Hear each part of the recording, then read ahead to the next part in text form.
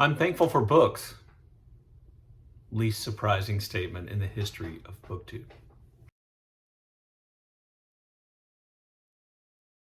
Hello and welcome back to Bookish, and a happy Thanksgiving to everybody in the United States of America or anywhere else that celebrates Thanksgiving. On this Thursday, I thought I would do a video listing my top 10 books that I'm thankful for.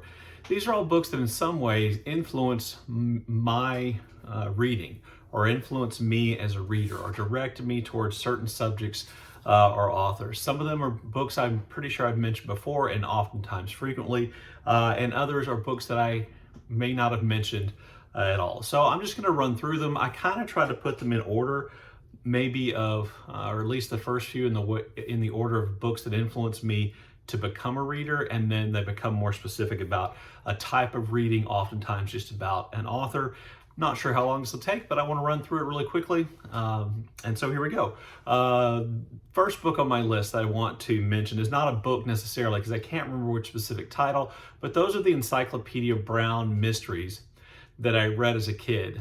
In a video I made about nonfiction reading, I mentioned that I ordered scholastic books having to do with football. Other scholastic books I ordered were the Encyclopedia Brown books.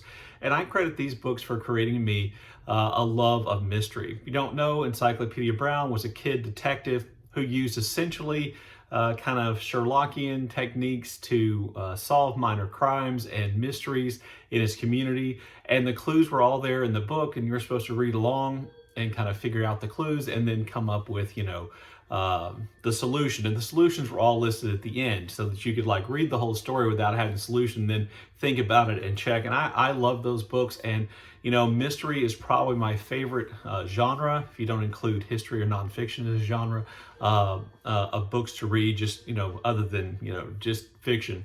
But mystery is my favorite genre. And so in the Encyclopedia Brown books, I'm thankful for creating that love of mystery in me. The second book on the list probably will be on lots of people's lists. As a matter of fact, I've seen it on lots of people's lists that are similar to this, and that's The Hobbit by J.R.R. Tolkien. The Hobbit was the first book set in Middle-earth that I read, and, that first sentence, in a hole and there lived a hobbit, that just kind of drew me in, and I was automatically, or instantly, I should say, hooked on the world of Middle-earth. Went on to read the Lord of the Rings trilogy over and over again, and loved The Hobbit so much that even as an adult, I could be bitterly disappointed in the Peter Jackson Hobbit films, which I think completely got away from oftentimes the original intent, the original charm of the novel itself. But that book made me a fantasy reader, and from fantasy reading, then I kind of branched out and went other directions, which brings me to book number 3. Book number 3 on the list is The Sun Also Rises by Ernest Hemingway. I've mentioned this book several times. I have a whole lot of videos about Ernest Hemingway on my channel. But The Sun Also Rises is the first Ernest Hemingway novel I read, and it's his first novel, so it kind of makes sense. But I'm thankful for that book, not just because it introduced me to Hemingway, but it introduced me to and got me started reading kind of classic American modernist literature, I should say. That is the literature or the books produced by American authors in the 1920s and 1930s. And from Hemingway, I went on to Faulkner and Fitzgerald, and so many others. And so a large part of my reading, particularly my reading before BookTube, was focused on that area, Dos Passos, and like I said, Faulkner, Fitzgerald, Hemingway, etc. But that's where I did a lot of my reading, and The Sun Also Rises is responsible for that. So I'm thankful for that book and kind of leading me in that direction. The next 3 books are all books that kind of introduced me to an author that I had not read before necessarily. And so one of those books is The Wrong Side of Paris by Honore de Balzac. Even though I haven't talked about Balzac a lot on my channel recently, that Balzac is one of my favorite novelists. He's certainly my favorite French novelist, probably my favorite 19th century novelist, and I've read quite a bit of Balzac. That all started with this novel, The Wrong Side of Paris, which I just happened to see in a bookstore in kind of a new hardback edition, and I was curious about it, so I bought it and I read it, and it immediately brought me into that kind of Balzacian world of Paris and, social class and the criminal class and the good and the bad, All the things that are in Balzac I think best are in this book. And from there, I went on to read a lot more Balzac. Also on my list of books I'm thankful for, the fifth book on my list, these are not, by the way, ranked in order. The fifth book on my list is Beloved by Toni Morrison. It's the first Toni Morrison I read. I read it despite, someone whose opinion about books I respected a whole lot and was good friends at the time telling me there was probably nothing new in Beloved that I couldn't find in Faulkner. And, they were wrong. They were right about a lot of other things, for instance, Hemingway and other things, but they were wrong about Beloved. Beloved introduced me to Toni Morrison, and what a rich reading experience her books are. Beloved is not an easy read in any sense of the word. It's difficult subject matter. It is organized in a not straightforward way, but it is just brilliant, and I rank it as the best American novel ever written. And it kind of, like I said, got me into reading more Toni Morrison.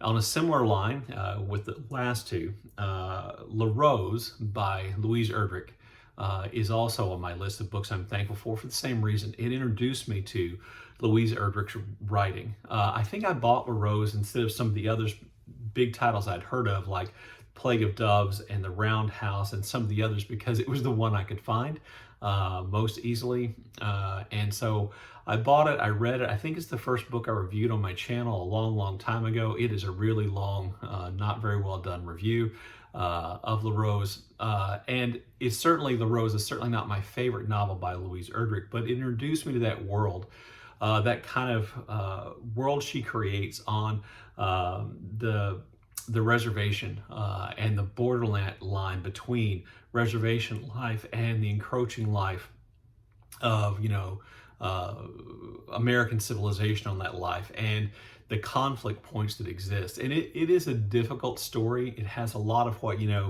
we usually are oftentimes referred to as magical realism, but I would like, in the sense of Louise Erdrich's work, I would call it kind of spiritual interaction instead of magical realism. And so, it kind of brought me into all those things, introduced me to a lot of the things that are present in Erdrich's work, and it led me to read more of her writing.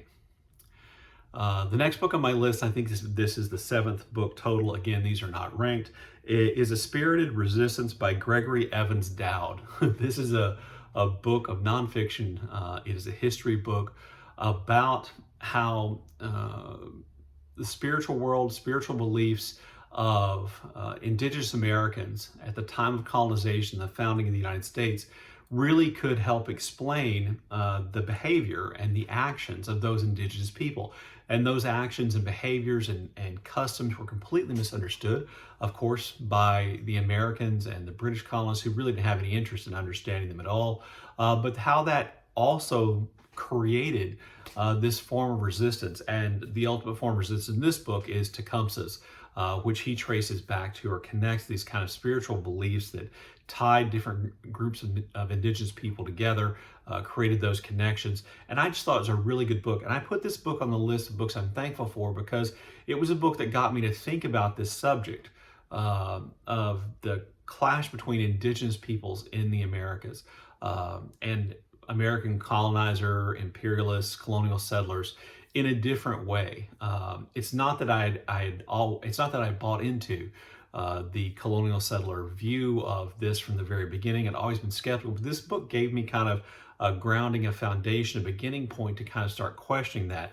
Now, Evans Dowd is not an indigenous American, and so, it's possible that those people may disagree with some of the things he said, but I'm thankful for the book for kind of leading me in that direction, in which I've been reading more in terms of fiction and nonfiction, and I can trace it back to that book. In a similar way, in terms of a book that introduced me to a topic that I'm interested in, I'm thankful for A Bend in the River by V.S. Naipaul, more famous for, I think, The House of Mr. Biswas and some other books. But A Bend in the River is set in Kisangani, which was a time in Zaire or in the Belgian Congo, and it is follows an Indian man who has immigrated there and opened a business, and it kind of follows him through kind of the turmoil, some of the upheavals that happened in Zaire, the Congo, whatever we want to call it, and I found it to be fascinating, not necessarily the story, but the setting, the place, the events. And this book had led me then to do a lot more reading on African history, in particular events since the end of World War II taking place in and around the Congo. This is where that began. So I read this book, then I read Barbara Kingsolver's The Poisonwood Bible. Then I went to nonfiction and I read a good deal about Lumumba and Mobutu and the genocidal wars taking place along Congo's eastern border, genocide in Rwanda, the African World War, which was a nonfiction book I read relatively recently, and currently I'm reading a book about Lumumba again. So a whole vein of interest in my reading really grew from Naipaul's book, A Bend to the River, for which I am very thankful because I really enjoy that topic.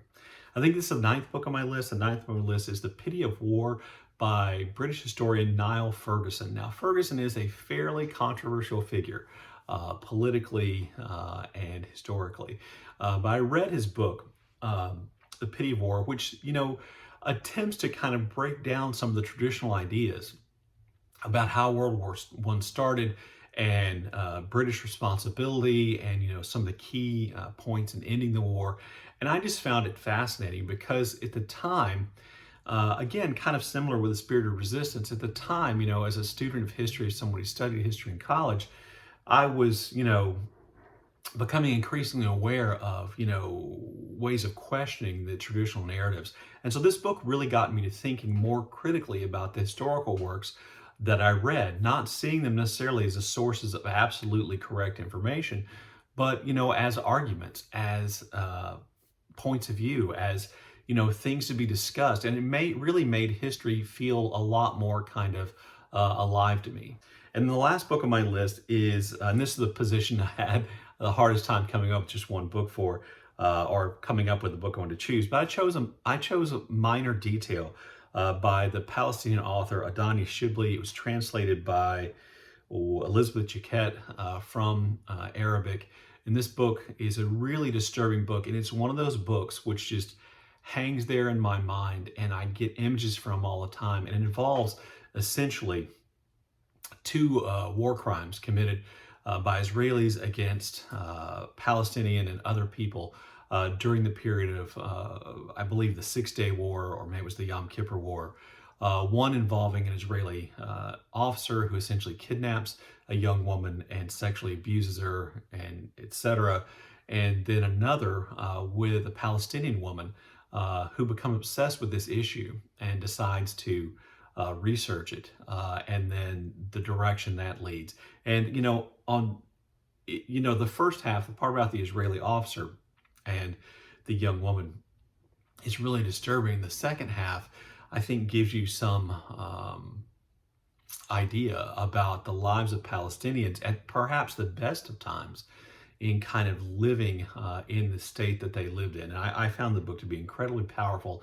As I said, images, ideas, thoughts from that book stay in my head. And it is just one of those books I'm thankful for in a way for being kind of an eye-opener and for really, I think, getting me more into translated fiction. That would be the other thing that I think is important about it. Anyway, there you go. There's my list of top 10 books that I'm thankful for. I look forward to your comments about the books that I've mentioned here. But if you have books that you're thankful for and you want to share those in the comment section, please feel free to do that. Anyway, as always, thank you for watching.